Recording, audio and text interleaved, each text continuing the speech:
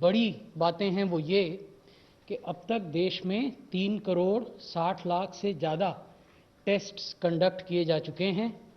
Testing के बारे में अलग से इस कहानी को आपके सामने रखेंगे डीजी आईसीएमआर और secretary department of health research, कैसे हम एक लैब से 1500 लैब तक पहुँचे और कैसे एक टेस्ट प्रतिदिन से 10 लाख टेस्ट प्रतिदिन तक पहुँचे, but that is a separate presentation.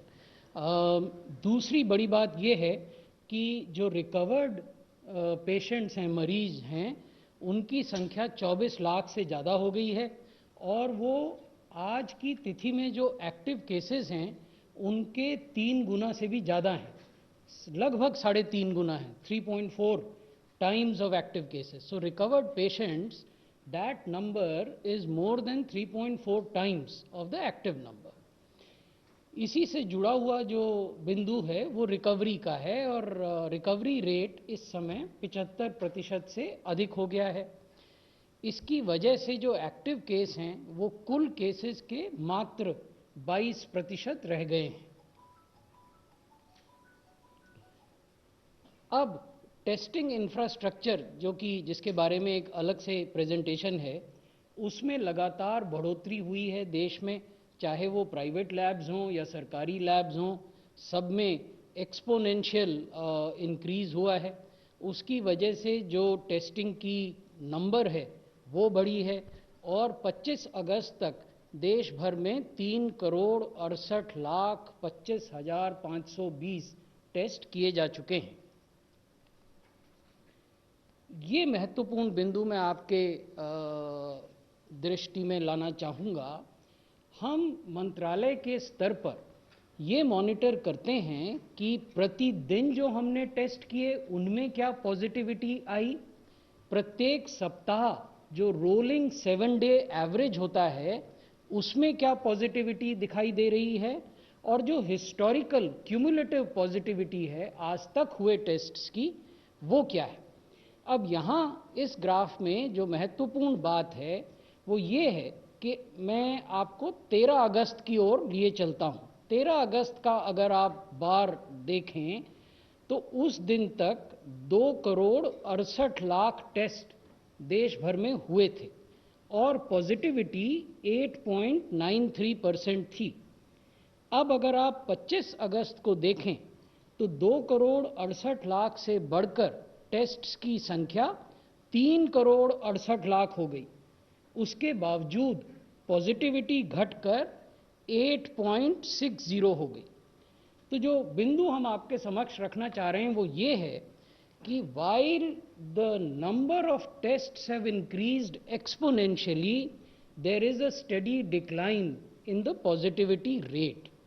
जहां एक ओर टेस्ट की संख्या में अप्रत्याशित वृद्धि हुई है, वहीं दूसरी ओर जो पॉजिटिव लोग निकल रहे हैं उस टेस्ट की वजह से उनकी जो प्रतिशत है वो लगातार गिर रही है। तो ये तो क्यूमुलेटिव पॉजिटिव परसेंटेज हम आपको दिखा रहे हैं। इसके अलावा जैसा मैंने आपको कहा, हम 7 दिन के रोलिंग एवरेज की पॉजिटिविटी को भी देखते हैं। तो वो इसमें नहीं है, लेकिन मैं आपको बताना चाहूँगा कि अगस्त का जो पहला सप्ताह था उसमें 7 डे रोलिंग एवरेज के आधार पर जो पॉजिटिविटी देश में थी वो 11% थी। सो in the first week of August, the positivity percentage on a 7-day rolling average was 11%, and this has come down, again 7-day rolling average, this has come down today to 8%. तो अगर आप historical positivity देखें तो वो 8.6 है, अगर आप 7-डे rolling average में पॉजिटिविटी देखें तो वो 8% है। तो लगातार इसमें भी गिरावट आ रही है। ये है कि हम प्रतिदिन प्रति मिलियन कितने टेस्ट करते हैं, ये भी 7 दिन के मूविंग एवरेज के आंकड़े हैं। 1 अगस्त को 363 प्रति मिलियन टेस्ट होते थे, अब ये टेस्ट बढ़कर 600 से अधिक हो गए हैं। 23 अगस्त को हमने 619 टेस्ट प्रति मिलियन किए, यहाँ आपको ये जरूर ध्यान में रखना होगा कि हमारी आबादी भी बहुत बड़ी है। हम विश्व के दूसरी सबसे बड़ी जनसंख्या वाले देश हैं, तो इसलिए प्रति मिलियन टेस्ट की संख्या में वृद्धि करने में देश की जनसंख्या का भी एक बहुत बड़ा फैक्टर उसमें आ जाता है। जिन देशों की जनसंख्या कम है वहाँ प्रति मिलियन टेस्ट को बढ़ाना उतना ही आसान है, लेकिन भारत जैसे देश के लिए या कोई भी देश जहाँ की आबादी भारत के बराबर हो या भारत से अधिक हो, वहाँ प्रति मिलियन टेस्ट को बढ़ाने में अनेक चुनौतियों का सामना करना पड़ता है। ये जो मैं आपको पहले बता रहा था कि आज अगर आप कुल केसेस को एक पाई डायग्राम की शक्ल में देखें तो 22% ही एक्टिव केस हैं और 75.92% लोग डिस्चार्ज हो चुके हैं, रिकवर हो चुके हैं, अपने घरों में चले गए हैं, कुशल मंगल हैं। 24,04,000 इनका नंबर है और 58,390 दुखद मृत्यु हुई हैं। ये 1.84% है। ग्लोबली अगर आप मोर्टेलिटी रेट को देखें तो ये सबसे कम मृत्यु दरों में से है। तो आज जो वास्तविक केस लोड है कोविड-19 का देश में वो 7,04,338 है और जो रिकवर्ड केसेस हैं वो 24 लाख से अधिक हैं। इसमें एक बड़ी महत्वपूर्ण बात यह है कि पिछले 24 घंटे में एक्टिव केसेस की संख्या में 6,400 की गिरावट दर्ज हुई है। तो ये भी पहली बार हुआ है जबकि active cases have reduced by 6,423 in the last 24 hours. It is because of the fact, वो भी हम आपको अगली बार दिखाएंगे, आज हम उसको नहीं आपसे साझा कर पाए। अगर आप प्लॉट करें किसी ग्राफ पर rate of increase of active cases day on day और वीक ऑन वीक, तो आप पाएंगे कि देश भर में जो rate of increase of active cases है उसमें भी डिक्लाइनिंग ग्राफ है। तो ये भी एक महत्वपूर्ण तथ्य है। अब है कि क्रिटिकल केसेस की क्या स्थिति है, क्योंकि एक अन्य आपसे इंटरैक्शन में हमने ये आपके संज्ञान में लाया था कि लगभग 15% केसेस ही अस्पतालों में आते हैं। अस्पताल 3 श्रेणियों के हैं। कोविड केयर सेंटर हैं जिसमें केवल आइसोलेशन बेड्स हैं, उसके बाद कोविड हेल्थ सेंटर्स हैं जिसमें बेड के साथ ऑक्सीजन है और डॉक्टर ऑन कॉल है, फिर डेडिकेटेड कोविड हॉस्पिटल्स हैं जिसमें आईसीयू भी हैं, वेंटिलेटर भी हैं, ऑक्सीजन भी है, डॉक्टर्स भी हैं, सारी सुविधाएं हैं। लेकिन कितने पेशेंट हैं जो ऑक्सीजन सपोर्ट पर हैं? तो आप देखेंगे कि कुल एक्टिव केसेस के केवल 2.70% ही ऑक्सीजन सपोर्ट पर मरीज हैं। वैसे ही आईसीयू में 1.92% मरीज हैं और वेंटिलेटर पर 0.5% से भी कम 0.29% मरीज हैं। This is a important aspect. If we look at critical cases across the country, we find that only 2.70% of patients are on oxygen support. This is 2.70% of the total active cases reported today in the morning. Similarly, only 1.92% patients are in ICU and 0.29% patients are on ventilators. मैंने आपको अभी निवेदन किया था कि कुल जो मृत्यु हुई हैं वो 58,390 हैं। 58,390 को अगर आप जेंडर के हिसाब से देखें तो 69% मृत्यु पुरुषों में हुई हैं और 31% मृत्यु महिलाओं में हुई हैं। अगर आप कोमॉर्बिडिटीज़ वाले लोगों में देखें या जिनकी आयु अधिक है उसमें देखें तो 36% मृत्यु 45 से 60 वर्ष की आयु के व्यक्तियों में हुई हैं और 51% मृत्यु 60 वर्ष और उससे अधिक आयु के व्यक्तियों में हुई हैं। मैं इतनी ही जानकारी आज आपके समक्ष रखना चाहता था। बहुत बहुत धन्यवाद. धन्यवाद sir. DGIS Kumar sir. I'll work. So, thank you so much for this. Please just sir, just 1 minute sir. I request all my colleagues, एक तो अपने साइलेंट मोड पे रखिएगा अपने मोबाइल्स का, and the camera man are requested कि भाई आप अपना जो भी रिप्ले करते हैं just kindly avoid it when the briefing is going on. Thank you sir. You have to switch on the mic. Switch on the mic. The important point we want to highlight is that this week we have touched the 1 million mark, and how we have reached 1 million from one test in January in the last 6 months has been a calibrated effort. It has been a combined effort, and India has worked together, all the ministries working to achieve this number.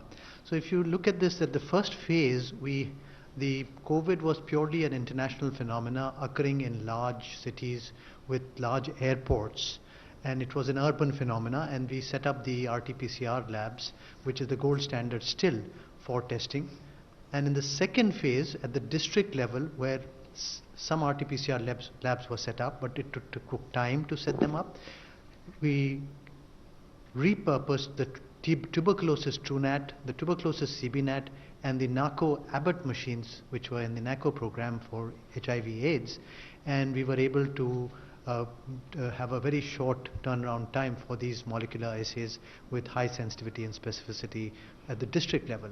Subsequently, the third phase of testing started, wherein we were able to get some antigen tests with moderate to high sensitivity and very, very high specificity, and we were able to deploy these tests to do the antigen. So these were the three phases, and as we see the augmentation of the testing capacity, now here I want to emphasize one point, that this is our capacity.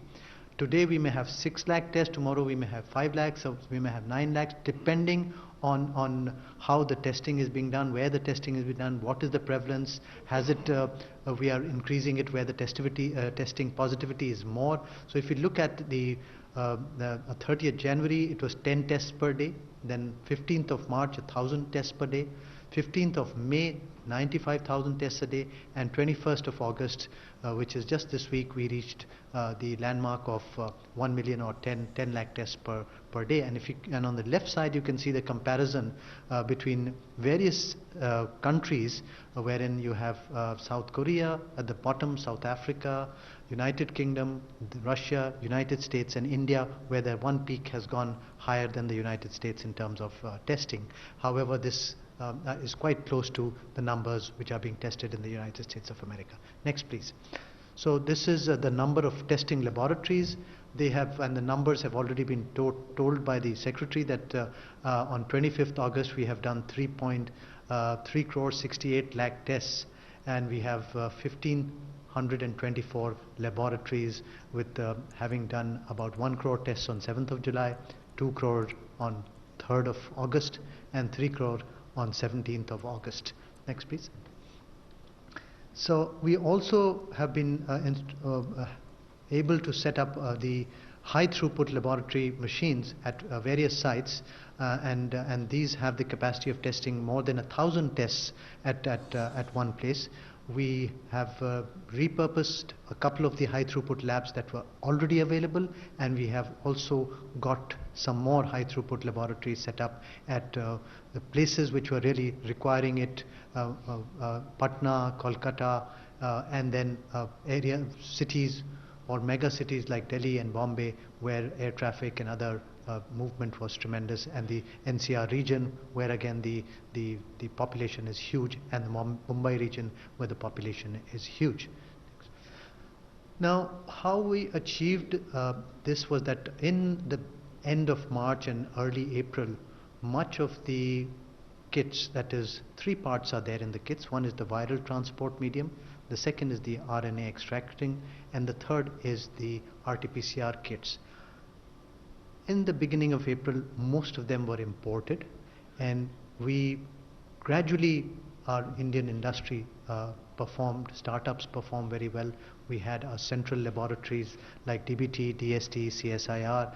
They developed, IITs, MHRD, as well as DRDO. They developed many of these kits, and we have tested those kits, and more than 700 kits have been evaluated, and 171 viral transport kits have been evaluated, out of which 139 have been approved, and 119 are indigenous. Similarly, RNA extraction kits, 62 are indigenous. RT-PCR kits, 46 are indigenous out of the 104 that have been approved. And we have now for antibody testing the ELISA kits, which are 12 have been approved and 10 of them are indigenous. And the rapid antigen kits, again, there are 11 indigenous in the rapid antibody and 1 indigenous in the rapid antigen kit. So here I want to emphasize that with the Indian industry coming forward, the startups coming forward, we have been able to deploy large number of indigenous kits wherein they have brought down the cost of testing tremendously. And the last slide I will show how the cost has gone down from March, when at the beginning in March the RT-PCR extraction kit was costing about 1150 rupees, with the VTM and the RNA extraction kit costing 320 rupees each. So if you add 1200 plus 600 or 700, so it would be about 2000 rupees just the kits at that point in time. And this has come crashing down over the few months with indigenous kits being available, and once the indigenous kits are available, the international kits also reduce their cost to match them. And at this moment the RT-PCR kit is available for 138 rupees, and the VTM as well as the RNA extraction kits are available for 90 rupees each. So the cost of the RT-PCR test is 138 plus 90, which would be about 300 rupees. So 310 rupees. So that is, I think, a huge thing that has happened in terms of the tests becoming affordable and now being available. So the purpose of our calibrating testing strategy was to gradually increase the number of tests as when the requirement, take it to areas where it was most required, Northeast, Ladakh, Andaman Nicobar Islands, and Arunachal Pradesh, and all those areas, as well as bring down the cost so that it is available at a much lower cost for the states as well as the central government. And more recently, many of the states have started procuring these kits, and gradually the states have been performing phenomenally well in procuring these kits on their own, because all these kits are now available on the government e-market. Thank you so much. Thank you very much, sir. First question, sir. What is the present status of e-ICU or tele-ICU exercise started by the All India Institute of Medical Sciences? Okay. The tele-ICU exercise was started by Ministry of Health and All India Institute of Medical Sciences, New Delhi, with the intent to train the doctors manning the ICUs across the country. The intent was also to answer some of the questions that these doctors face while treating COVID patients. So with that intent in mind, it was on 8th of July that tele-ICU intervention started. Every week on Tuesday and on Friday, there are these tele-ICUs which are conducted from AIIMS New Delhi, and treating doctors of ICUs in different hospitals across the country join in this intervention. And it's an interactive session. They ask questions, their doubts are cleared.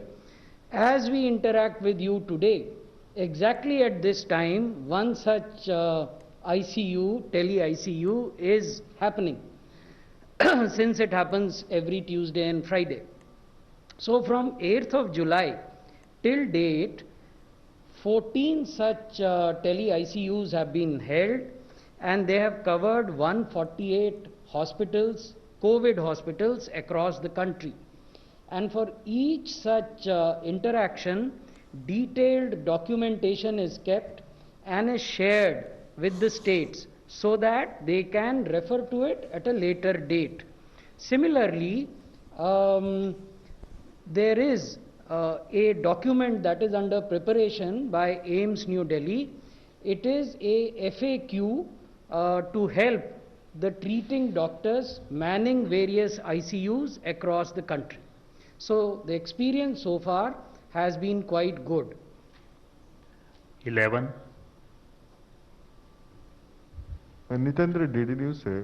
Sir, आने वाले दिनों में school open होंगे, खासतौर पे छोटे बच्चों का, तो 10 साल से कम उम्र के बच्चों के लिए मास्क को लेकर क्या कोई नई गाइडलाइन आएगी या फिर क्या कुछ व्यवस्था होगा?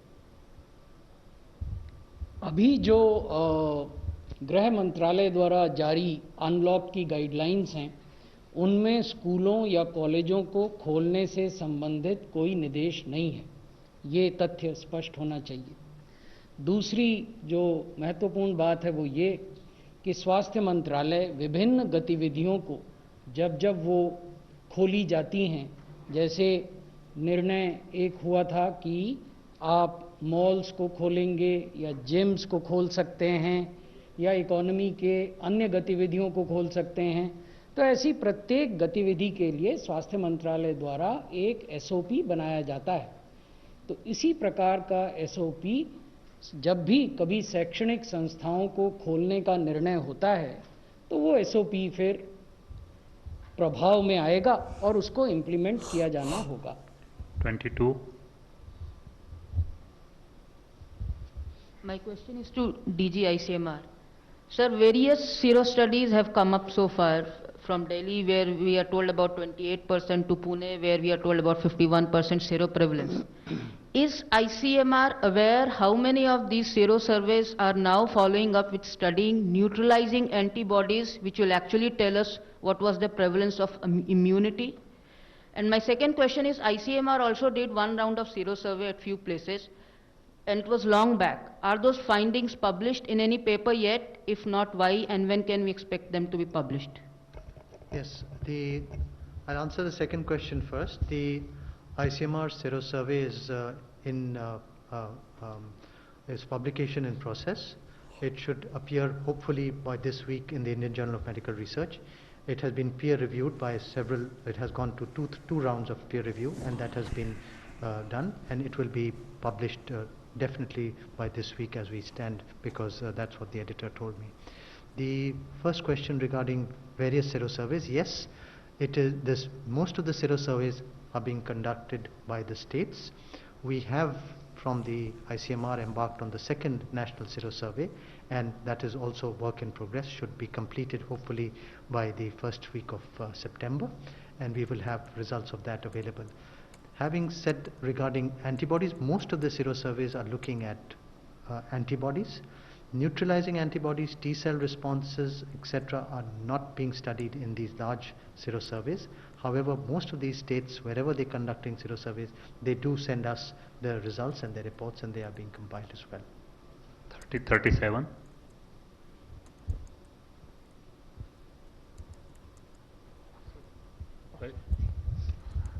सर, मैं अशोक हूँ NI से। मेरा सवाल ये है कि कोरोना के जो तीनों वैक्सीन हैं उनके स्टेटस क्या है और वो तीनों कौन से स्टेज पे हैं।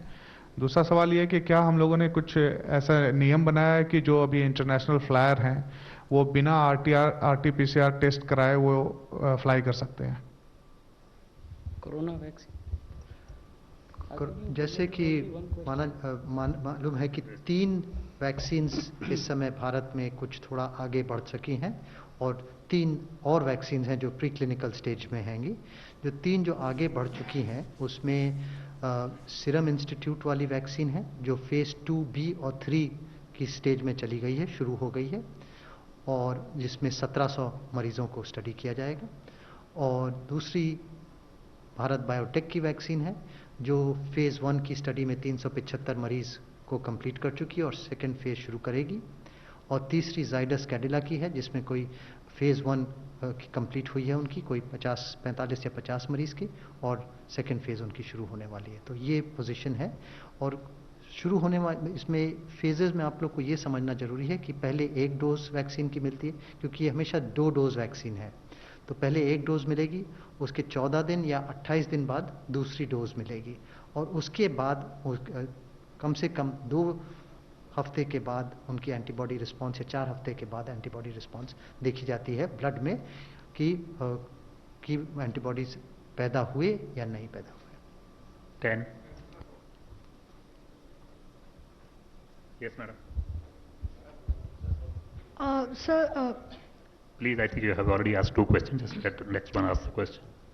so you have been mentioning that India has now increased its recoveries, and we are seeing a lot more recovered patients.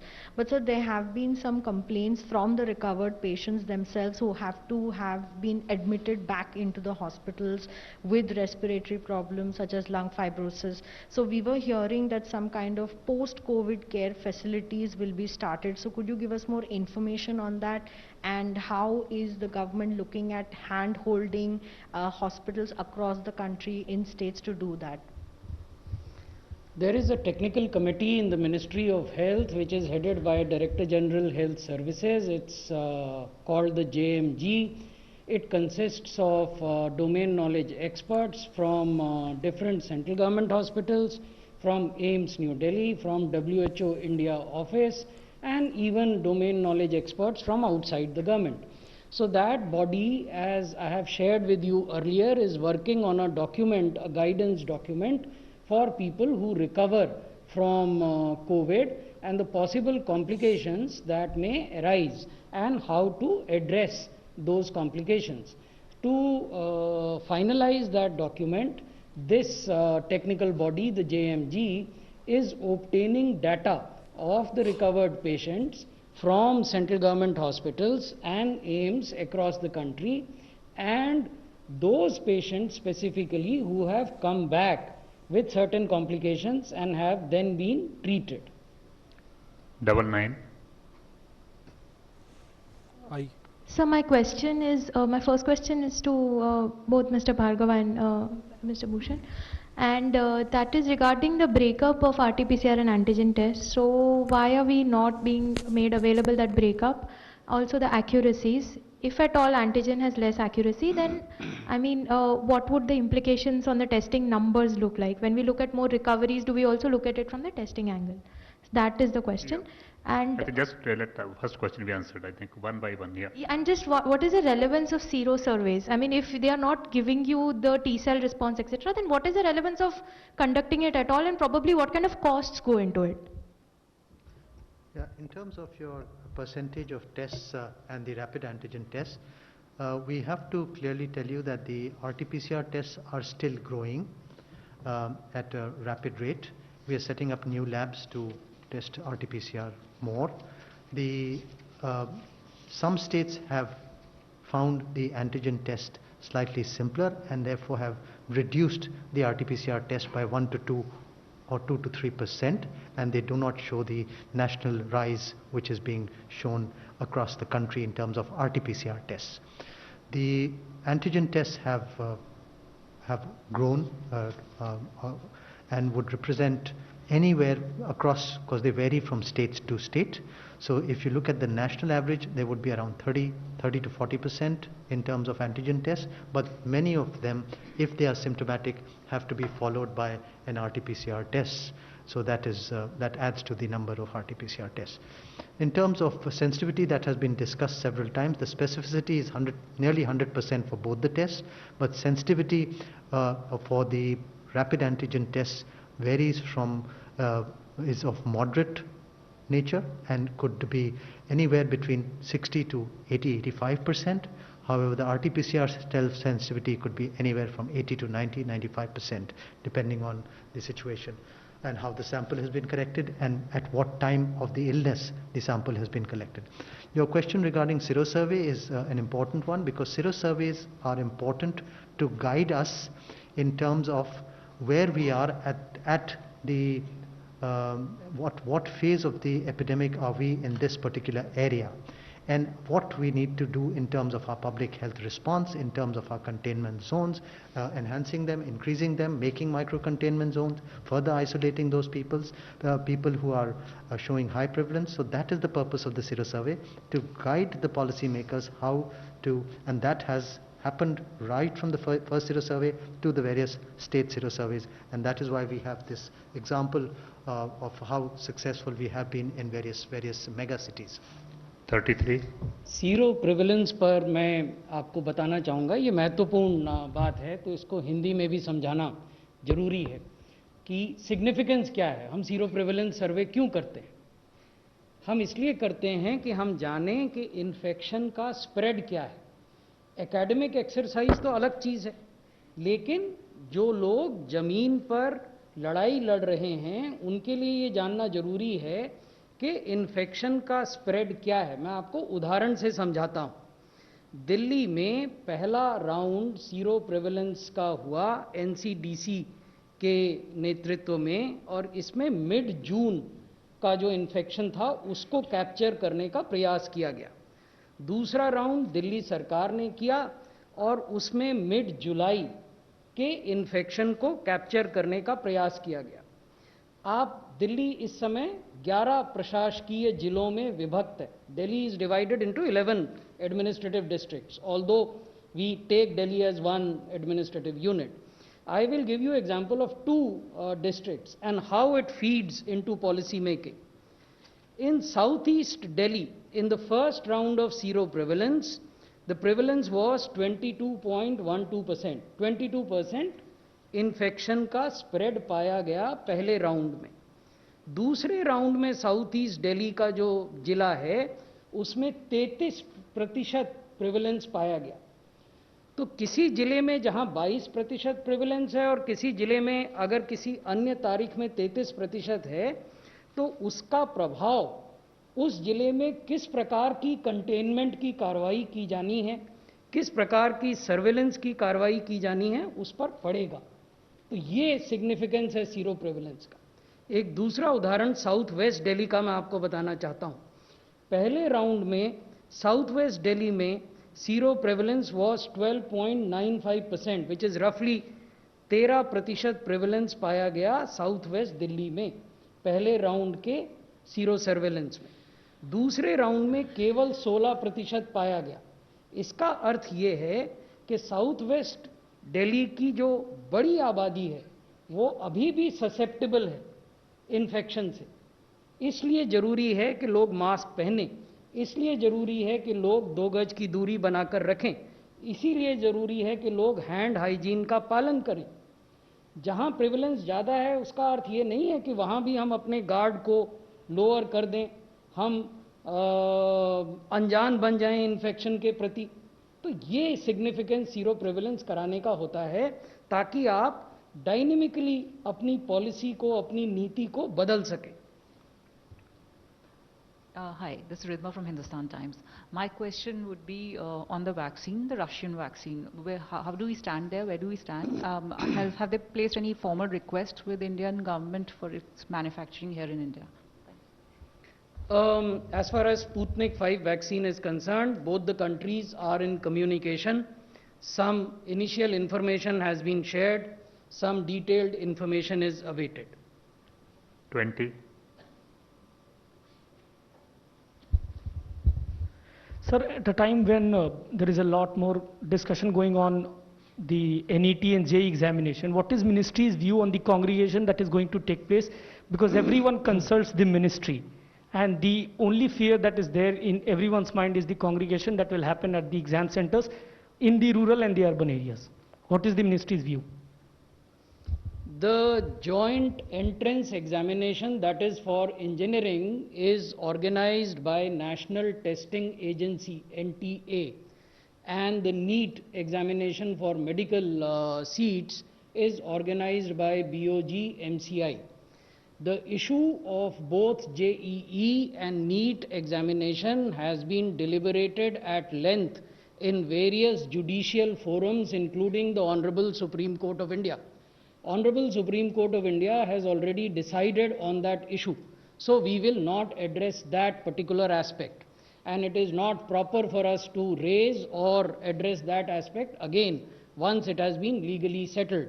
Coming to how the examinations would be conducted, I would draw your attention to the fact that in response to an earlier question I had submitted, that Ministry of Health prepares a detailed SOP for any activity that is opened up.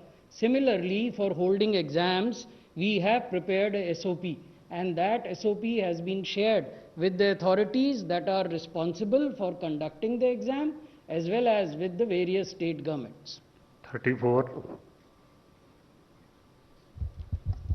So there are some reports of a reinfection in Hong Kong, and from what we hear, somebody in the health ministry has actually been infected second time. Is that correct? And what is our position on reinfection? Yes, we have read with interest the report on reinfection of one case in Hong Kong. It can depend on several factors. One of all could be related to the patient itself. How is his immunity?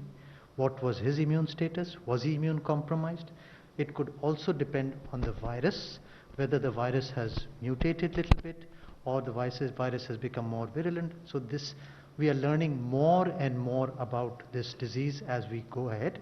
Having said that, this is only one case that has been reported of reinfection, and that is very rare for viral infections, because I will give you an example of measles. Now measles, if once it affects, you are supposed to get lifelong immunity. But there may be a few cases, rarely, where you may get measles the second time. Similarly, this is a stray example of a second. We do not yet know how long the immunity lasts, but for measles we know that it lasts lifelong. But for this disease, we are still trying to find out exactly how long the immunity will last. And because the disease itself is only 7-8 months old, so we cannot comment detailed on this, but it's just one case and we need to closely follow it up. But at the same time, we do not to be alarmed immensely about it at the moment. 14. Hypothetical question. 14. Sir testing को लेके है कि आपने कहा कि कई जगहों पर टेस्टिंग वगैरह बढ़ा दी गई है, लेकिन दिल्ली शहर में देखा जा रहा है कि पिछले 4-5 दिनों में अचानक से नंबर ऑफ केसेस बढ़ रहे हैं. तो क्या ये टेस्टिंग घटाने की वजह से ऐसा आ रहा है या फिर क्या वो रीअकर कर रहा है दिल्ली में? ये पहला सवाल. और दूसरा सवाल ये कि क्या कोई वैक्सीन ट्रैकर भी बना रहे हैं? There are many people who are waiting for the question. Please just restrict to one question. अच्छा. देखिए, एक पॉइंट नोट करने का है कि वैसे दिल्ली में बहुत ज़्यादा केस नहीं बढ़ रहे हैं. एक समय पे काफ़ी 3-4 हज़ार तक पहुंच गए थे. 1400 आए, 1000 आए, तो अभी 1000-1400 के बीच में चल रहे हैं. बीच में 1000 के नीचे भी गए थे एक बारी. मगर दिल्ली NCR रीजन की आबादी बहुत ज़्यादा है, मूवमेंट भी ज़्यादा है, और जैसे अनलॉक हुआ है थोड़ा सा मूवमेंट बढ़ा है, तो हम लोग को सारे एहतियात रखने हैं. मास्क पहनना, hand washing and physical distancing, इसलिए ये बहुत ज़रूरी है. नहीं तो जैसे कि लंदन में देखा गया या इटली में देखा गया, थोड़ा सा रिकरेंस स्पेन में देखा गया, थोड़ा सा बढ़ गया था, फिर कम होने के बाद फिर थोड़ा सा बढ़ गया. ये इसके लिए हम लोग को एहतियात रखना है, ये नेचुरल कोर्स है. Let's take the 31. next question. Hello, sir. So yesterday the WHO said that 172 countries have expressed interest in the COVAX facility and are willing to make upfront payments. Is India one of those countries? And also with regards to capacity, vaccine capacity, what has the government learned from there? Is it looking at contract manufacturing? Should I answer the first one? What WHO said yesterday about COVAX was the fact that 172 member countries have become part of the COVAX facility. To the best of my knowledge, there is no reference to countries making upfront payment in COVAX, nor have the countries been requested by the COVAX authorities in this regard. COVAX, as you must know, is an arrangement brought about by WHO, CEPI and Gavi, and it works on the principle of pooling the demand of member countries for vaccine on one hand and pooling on the other hand the supply of certain shortlisted candidate vaccines. They have so far shortlisted 9 such vaccines whose manufacturing capacities they have ascertained, and therefore then they have done a projected pooling of what would be available, and they have also done a pooling of the projected demand. Number 6.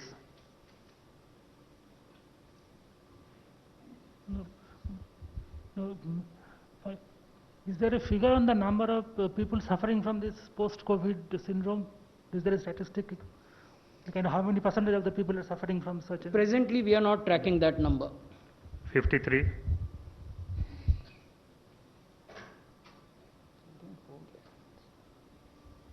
मेरा question sir वही था कि Russia को लेकर जो भारत सरकार से बातचीत हुई है, ओके, ऑलरेडी उसको आंसर लेकर वो हो गया कंप्लीट। ओके, 46. सर मैं लक्ष्मण हूँ CNBC आवाज़ से।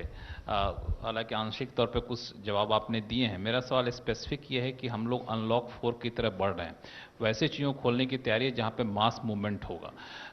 क्या स्वास्थ्य मंत्रालय से किसी भी तरह की सलाह मशवरा हुआ है, और स्वास्थ्य मंत्रालय क्या इसके पक्ष में है या फिर आर्थिक मजबूरी है?